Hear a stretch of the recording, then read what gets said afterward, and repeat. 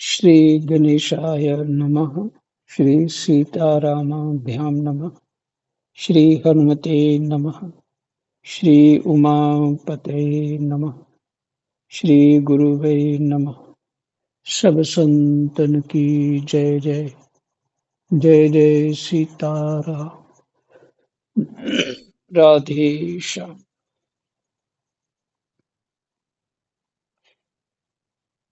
एकादश स्कंद 22वां अध्याय। प्रसंग है तत्वों की संख्या और पुरुष प्रकृति विवेक। पुरुष क्या है, प्रकृति क्या है, ये विवेक, ये जानना चाहिए।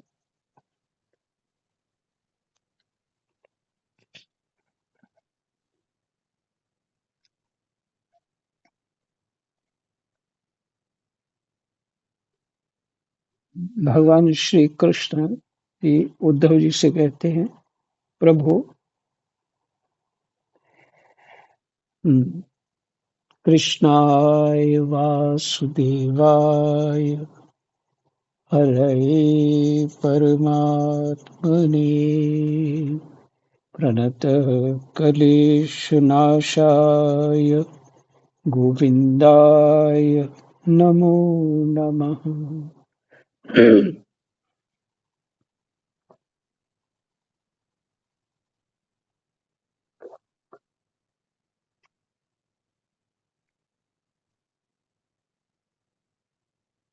उद्धव जी ने कहा, प्रभु, विश्वेश्वर ऋषियों ने, विश्वेश्वर भगवान को ही कहा। उद्धव जी ने कहा, प्रभु, विश्वेश्वर ऋषियों ने तत्वों की संख्या कितनी बतलाई है? आपने तो अभी 19वें अध्याय में 9, 11, 5 और 3 अर्थात कुल 28 तत्व गिनाए हैं। 9 और 11 20 हो गए,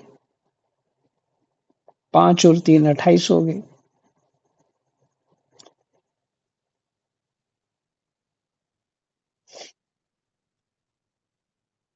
ये तो हम सुन चुके हैं, किंतु कुछ लोग 26 तत्व बतलाते हैं, तो कुछ 25, कोई 7,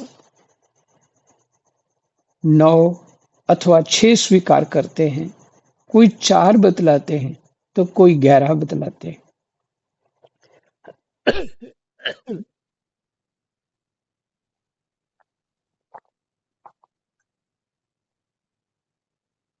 इसी प्रकार किन्हीं किन्हीं ऋषि मुनियों के मत में उनकी संख्या 17 है,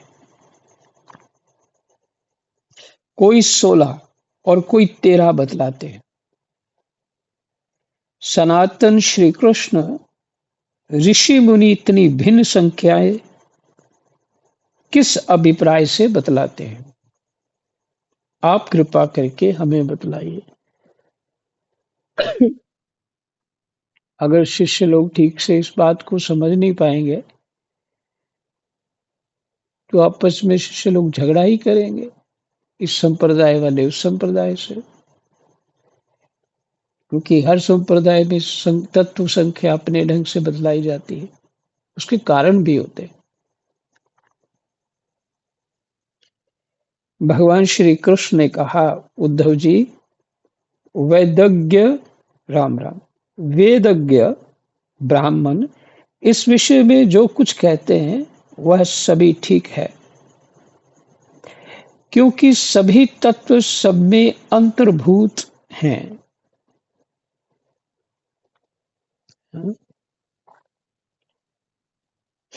मन बुद्धि चित्त अहंकार 4 बोल देते हैं हम। वो वो अहंकार से ही प्रकट हुआ है सब कुछ, मन बुद्धि और चित्त।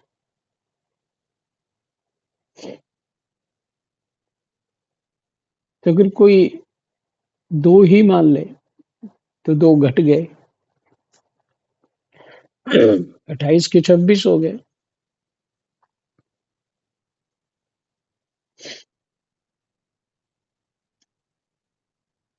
तो भगवान कह रहे हैं सब ठीक है। कोई विस्तार से एक-एक तत्व बताते हैं तो 28 हो जाते हैं। कोई उन तत्वों को समावेश ज़्यादा नहीं बताता, उसके खोलता नहीं है, तो उसको एक ही मान लेता है। तो उतने तो कम हो गए वहां से। बस इतनी बात है।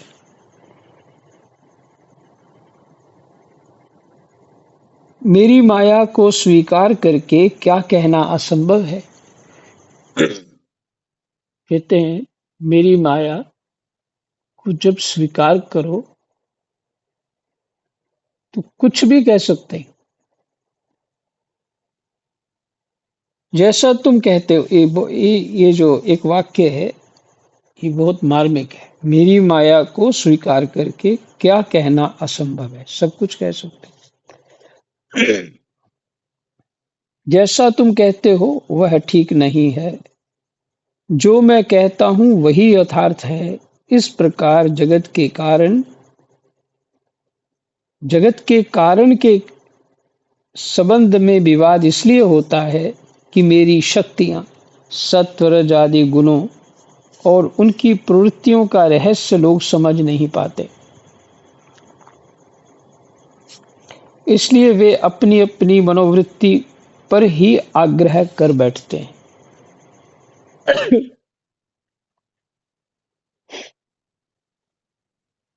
सत्वादी गुणों के क्षोभ से ही सत्वादी गुणों के क्षोभ से ही मने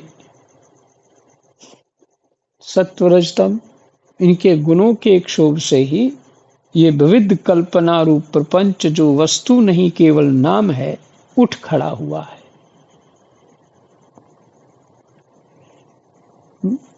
हम 10 लोग बैठे हों तो सबकी प्रवृत्तियां निवृत्त जो वृत्तियां प्रवृत्तियां सब अलग अलग होंगी, स्वभाव अलग अलग होंगे।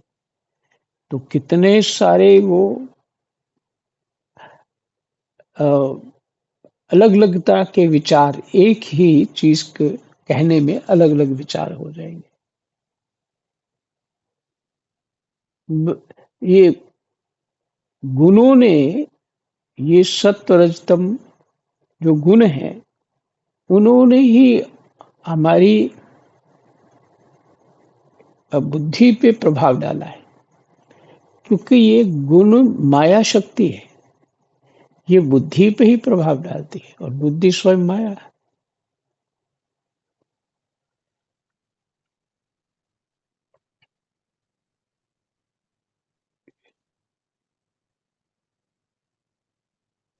तो जो वस्तु नहीं केवल नाम है, उठ खड़ा हुआ है।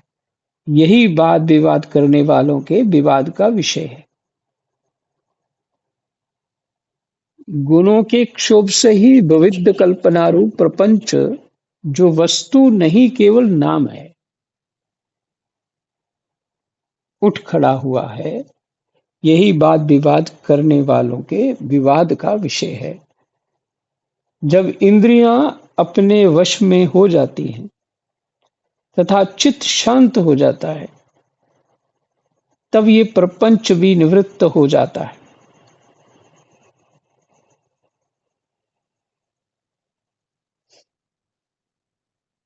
जब इंद्रियां अपने वश में हो जाती हैं तथा चित्त शांत हो जाता है, चित्त का निरोध हो जाता है, तब ये प्रपंच भी निवृत्त हो जाता है। फिर प्रपंच भी दिखता नहीं। जो कुछ दिखता है हमारी चित्त वृत्ति विकार रूप में जो है उसके कारण, और इंद्रियां स्वतंत्र हैं, उन पे हमारा कोई नियंत्रण नहीं है। इसलिए हम क्षुब्ध हैं।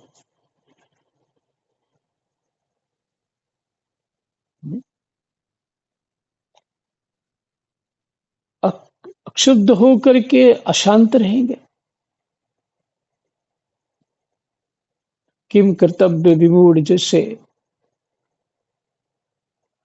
स्थिति बन जाएगी। फिर से सुनिए, जब इंद्रियां अपने वश में हो जाती हैं तथा चित्त शांत हो जाता है, तब ये प्रपंच भी निवृत्त हो जाता है और उसकी निवृत्ति के साथ ही सारे वाद विवाद भी मिट जाते हैं।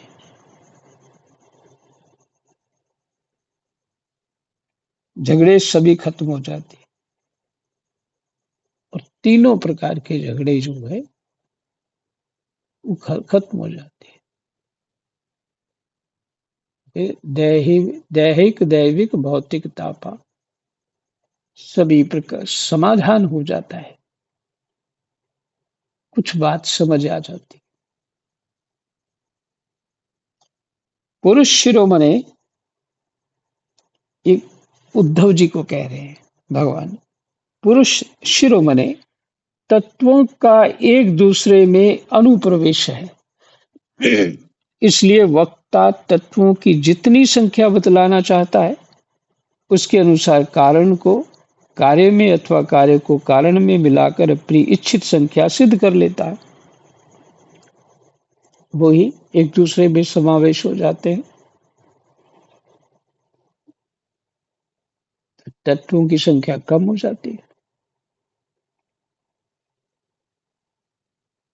तत्वों का एक दूसरे में अनुप्रवेश है। एक दूसरे से तो प्रकट होते हैं।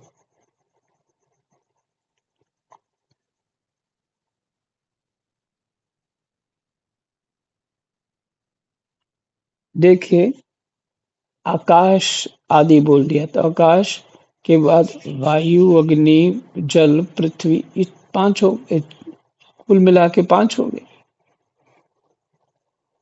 और कहीं आकाश बोल दिया शब्द कि आकाश से प्रकट हुए, तो चार को लोप कर दिया हमने, मैंने अनुप्रवेश हो गया। इसी तरह आकाश आदि बोल देते और ना भी बोलो आकाश, फिर गुण शब्द बोल लिए, सत्व गुण ले लिया, तो सब सिमट गया। एक दूसरे में बने, अर्थात अनुप्रवेश, इसको शब्द बोला, अच्छा शब्द। इसलिए वक्ता तत्वों की जितनी संख्या बतलाना चाहता है उसके अनुसार कारण को कार्य में अथवा कार्य को कारण में मिलाकर अपनी इच्छित संख्या सिद्ध कर लेता है। ऐसा देखा जाता है कि एक ही तत्व में बहुत से दूसरे तत्वों का अंतर्भाव हो गया है। हाँ, ये ज्यादा अच्छा है, अंतर्भाव। ये समझाने के लिए बहुत अच्छा शब्द है, तत्वों का अंतर्भाव। इसका कोई बंधन नहीं है, कितने भी कह लो कि किसका किस में अंतर्भाव हो। कभी घटपट आदि कार्य वस्तुओं का उनके कारण मिट्टी, सूत आदि में, घटपट मैंने कपड़ा हो गया, घट मैंने घड़ा हो गया, तो मिट्टी और सूत, घड़े के लिए मिट्टी चाहिए और पट के लिए सूत आदि में, तो कभी मिट्टी सूत आदि का घटपट आदि कार्य में अंतर्भाव हो जाता है। कहते कपड़ा भी तो मिट्टी है, मिट्टी से तो बनता है, अब क्या रहेगा। और मिट्टी जो है जल से, और जल से कहाँ से आया, अग्नि से, अग्नि कहाँ से आई, वायु से, वायु कहाँ से, आकाश में। तो अगर अब इतने को सब समावेश कर दिया, एक ही रह गया, मैंने उसका अंतर्भाव कर दिया। इसका कोई बंधन नहीं कि किसका किस में अंतर्भाव हो। कभी घटपट आदि कार्य वस्तुओं का उनके कारण मिट्टी, सूत आदि में, तो कभी मिट्टी, सूत आदि का घटपट आदि कार्यों में अंतर्भाव हो जाता है। इसलिए वादी प्रतिवादियों में से जिसकी वाणी ने जिस कार्य को जिस कारण में अथवा जिस कारण को जिस कार्य में अंतर्भूत करके तत्वों की जितनी संख्या स्वीकार की है वह हम निश्चय ही स्वीकार करते हैं। क्योंकि उनका वह उपादान उत्पादन युक्ति संगत ही है।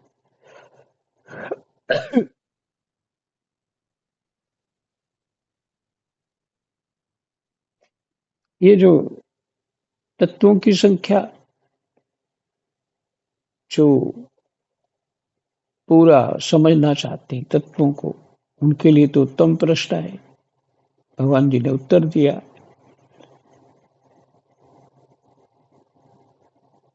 जो जो दूसरे हैं, जिनको सिर्फ भगवान की गुणानुवाद, उनके भगवान के प्रसंग जो है, उनकी महिमा जो है, वही सुनना अच्छा लगता है, तो कहते हैं मैं तत्वों को क्या करूंगा,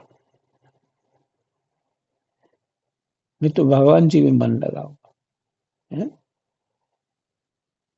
तो उनके लिए वही साधन ठीक है। नाम जप, गुरु ने दिया हुआ जो मंत्र है वो करिए, पर सावधानी पूर्वक, ऐसे ढीला विला नहीं, प्रॉपर ढंग से करिए। और भगवान के गुणानुवाद को सुनिए, सुनाइए अथवा पढ़िए। और अगर संभव हो तो भगवान की सेवा भी कर लीजिए, चाहे चित्रपट ही हो, चाहे भाव से ही हो, बैठे बैठे करो। भाव से कुछ भी चित्रपट नहीं है, पर अपना मन मंदिर बना लो, उसमें करो, मन मंदिर में बैठ जाओ।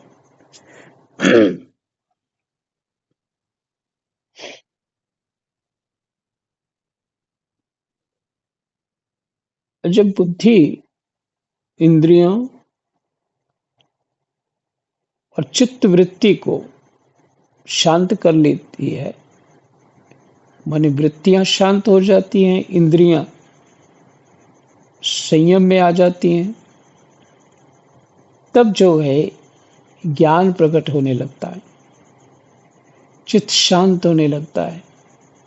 चित्त शांत में ये सभी सहज में अपने आप ही बातें समझ में आने लग जाती है।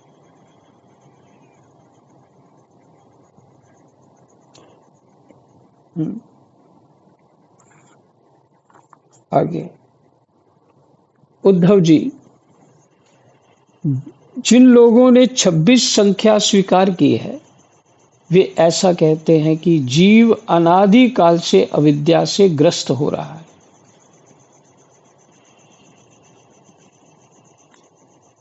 जिन्होंने 26, भगवान जी ने तो 28 बता दी, अब 26 वालों का नंबर है।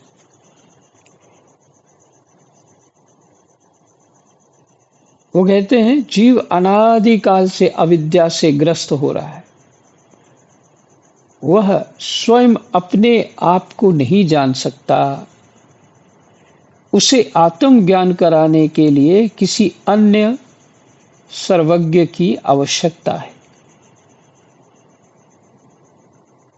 जो सब जानता हो, उसकी आवश्यकता है। इसलिए प्रकृति के कार्य कारण रूप 24 तत्व, 25वां पुरुष और 26वां ईश्वर, 25वां पुरुष और 26वां ईश्वर,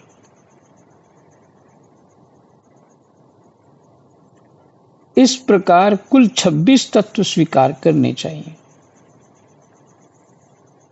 25 तत्व मानने वाले कहते हैं कि इस शरीर में जीव और ईश्वर का अणुमात्र भी अंतर या भेद नहीं है।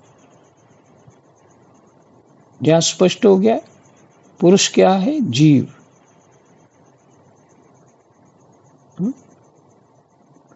और ईश्वर तो है ही।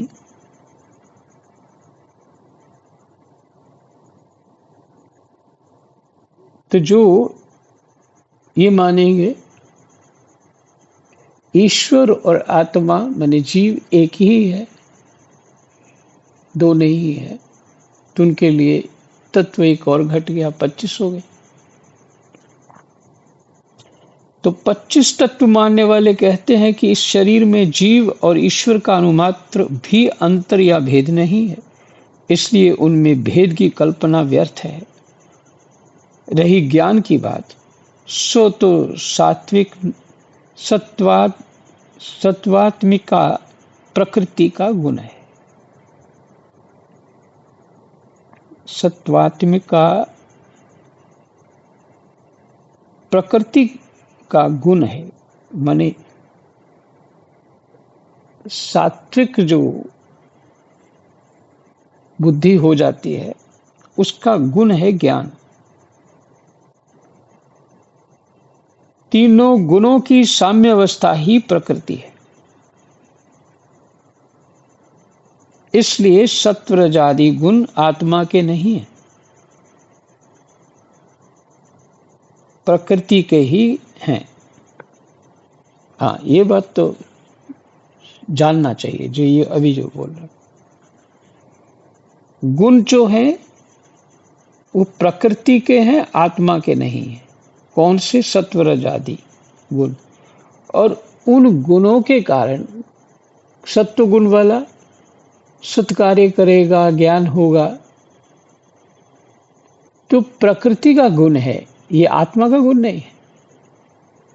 और रजोगुण वाला मौज मस्ती में रहेगा, रजोगुण के लिए कामनाएं इत्यादि करेगा, तो किसका गुण है? ये गुण भी प्रकृति का है, आत्मा का नहीं।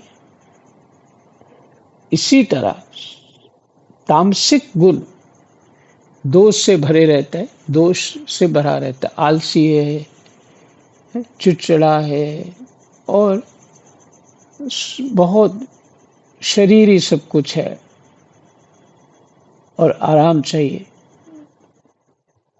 सोना, हिंसा करना इत्यादि। ये तामसिक गुण जो है जीव का नहीं है, प्रकृति का है।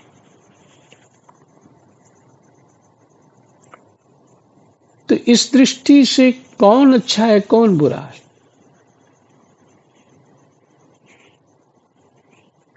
कोई बहुत बुरा कर्म भी कर रहा है तो वो प्रकृति के स्वभाव है। मिट्टी, क्या कहते, मिट्टी मिट्टी लड़ रही है आपस में, प्रकृति प्रकृति लड़ रही है आपस में, गुण ही गुणों में बरत रहे हैं।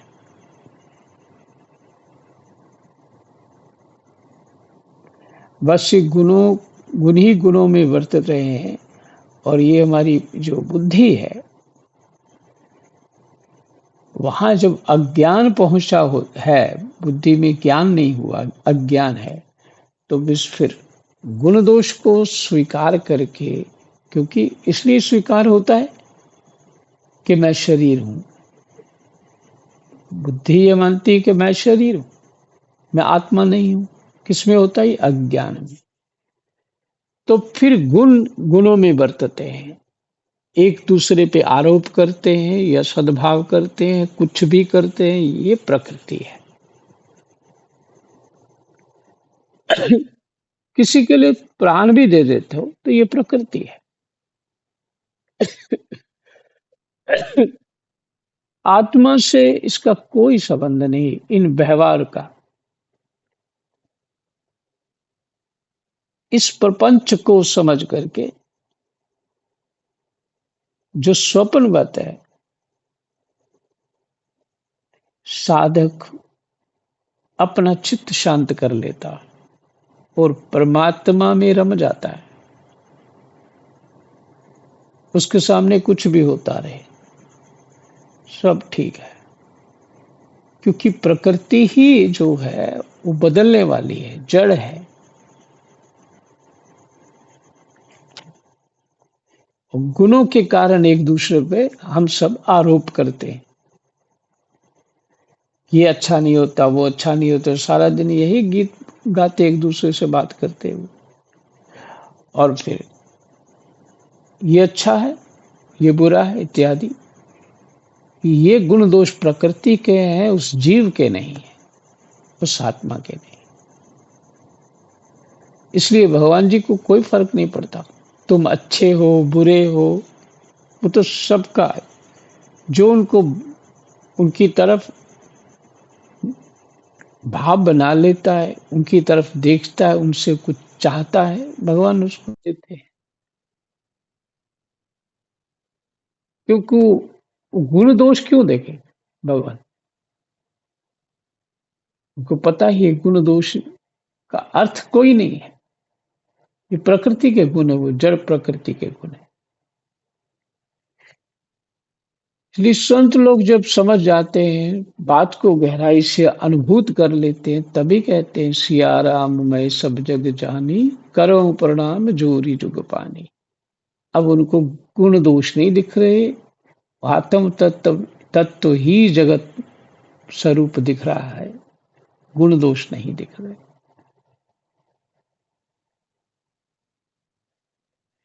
क्योंकि वो जैसे अपने अपने को आत्मा मानता है, वो सबको आत्मा मानता है। जो अपने को शरीर मानता है, वो सबको शरीर मानता है।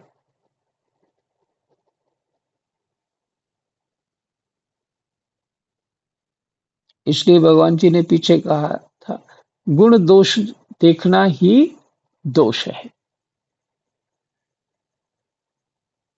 अब इसलिए कहा था।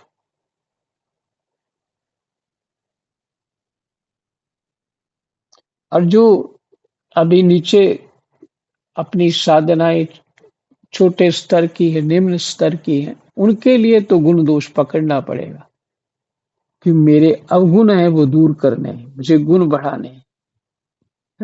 फिर सत्व गुण बढ़ाएगा, फिर जाके सत्व गुण विशेष होने पर वो अपनी इस बात को समझकर अपनी बुद्धि को छोड़ सकता है, गुणों को भी छोड़ सकता है।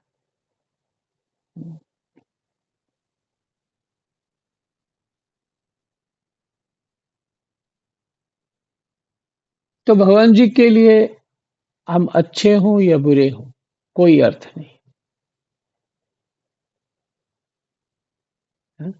वो सिर्फ हमारे लिए ही है। जो अच्छा करेगा वो परिणाम वही पाएगा, जो बुरा करेगा वो परिणाम वही पाएगा। इसलिए गोस्वामी तुलसीदास जी कहते हैं, हम्म, गीध ब्याध गणिका सितारी, ऐसा पद है। कहो इनमें कौन साध, पूरा चौपाई वो पद भूल रहा है। तो इसमें कौन, इनमें से गीध ब्याध कुछ और भी लोग हैं, तो गणिका सी भी तारी, कहो इनमें कौन साधक, मतलब साधक कौन था इसमें, आपको भजन साधन करने वाला, उनको भी तार दिया। महाराज जी अजामिल गीत ब्याज, हाँ जी, अजामिल अजमल था ना, अजामिल गीत हाँ ब्याज, जी, हाँ जी, इनमें हाँ, कहो कौन सा अजामिल गीध ब्याध, हाँ कुछ ऐसा है। जी, हाँ ठीक ठीक, इनमें अजामिल, कहो कौन सा। हाँ जी हाँ जी। तो परमात्मा हमारे गुण दोष नहीं देखते, वो माया को भी जानते हैं, वो जीव को भी जानते हैं। हाँ, महापुरुष भी नहीं देखते हैं, ना हमारे गुण देखते ना दोष देखते, बस उनको मौज आ जाए, जिसको समझाना है वो समझा देंगे, और किसी के प्रति वो उनको ऐसा ये कोई दूसरा है ये भाव नहीं रहता।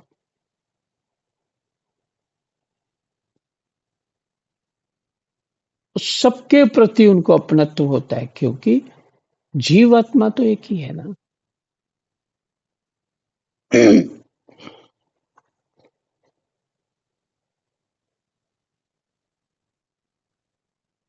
तो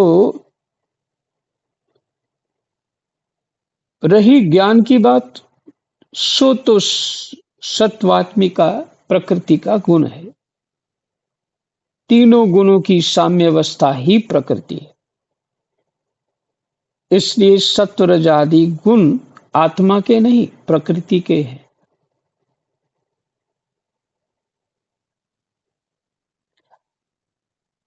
अच्छा, कोई ऐसा विचार कर ले मुझे क्या फर्क पड़ता है, तो मैं तो मौज करूं, अपने मन की करूं। देखिए कितनी बुद्धि, जो ठस बुद्धि है वो ऐसा सोचेगा। कैसे? मुझे क्या फर्क पड़ता है, मैं मौज करूं। आत्मा तो पहले ही आनंद स्वरूप है, वो तो मौज करने की ऐसी बात सोचेगा नहीं। और जो अपने आप को शरीर मानेगा वही मौज करने की सोचेगा। तो जैसी मौज करेगा वैसा फल मिल जाएगा। और अगर ये मोटी बुद्धि हुई तो बात को समझेगा नहीं। इसलिए परोक्ष ज्ञान कहा जाता है कि परोक्ष ज्ञान देना है, स्पष्ट नहीं करना है, साधना करवानी है, उसको सत्वगुण विशेष तक ले जाना है, उसका स्वभाव दृढ़ करना है। संत लोग इसी प्रयास में रहते हैं।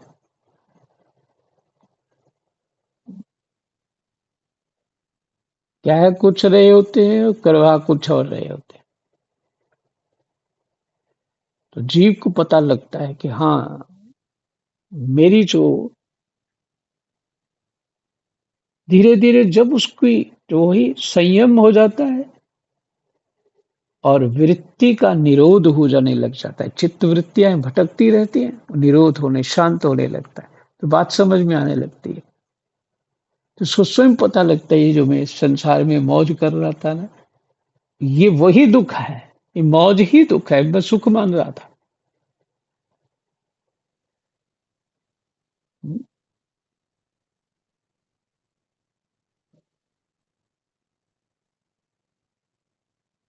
तो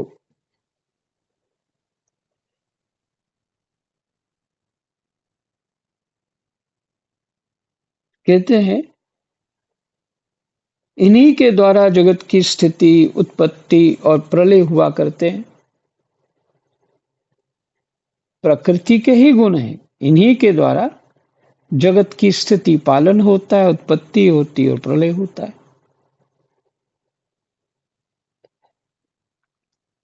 उत्पत्ति स्थिति होती है, पालन होना। उत्पत्ति कारण रजोगुण है, स्थिति सत्वगुण में पालन होता है और प्रलय होता है तमोगुण से। इसलिए ज्ञान इसलिए ज्ञान आत्मा का गुण नहीं, ध्यान से सुन लीजिए। इसलिए ज्ञान आत्मा का गुण नहीं, प्रकृति का ही गुण सिद्ध होता है। माने ज्ञान बुद्धि में होता है।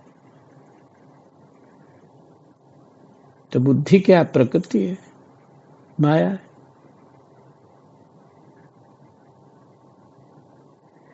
अब बनो कितना सियाना बनते हो, हाँ?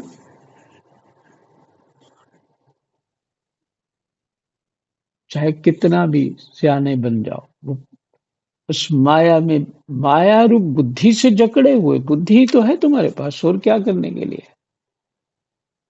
और वही माया है, सत्वरतम वाली बुद्धि है।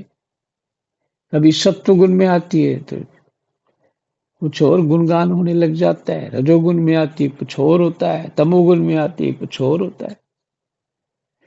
उसी में ये जीवात्मा फंसा हुआ है और दुख पा रहा है।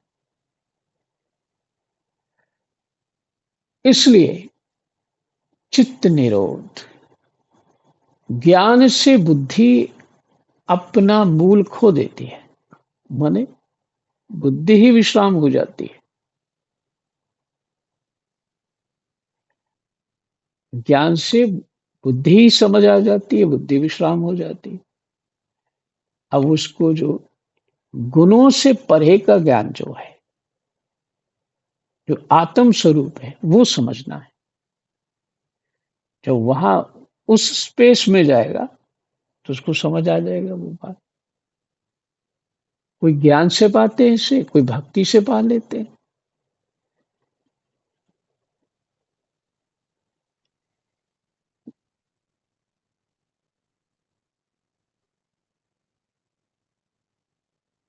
इस प्रसंग में सत्व गुण ही ज्ञान है, रजोगुण ही कर्म है और तमोगुण ही अज्ञान कहा गया है।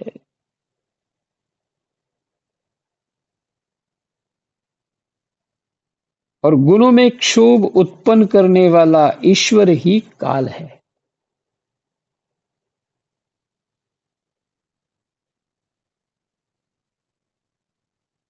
गुणों में क्षोभ करने वाला, क्षोभ उत्पन्न करने वाला ईश्वर ही काल है, माने समय। और सूत्र अर्थात महतत्व ही स्वभाव है।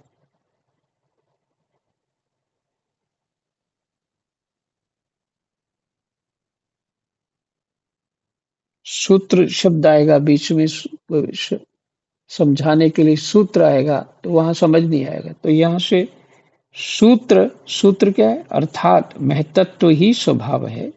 इसलिए 25 और 26 तत्वों की दोनों ही संख्या युक्ति संगत हैं। यही विश्राम होता है। जय जय सीताराम, राधे श्याम। कृष्णाय वासुदेवाय हरे परमात्मने प्रणतः क्लेशनाशाय गोविन्दाय नमो नमः।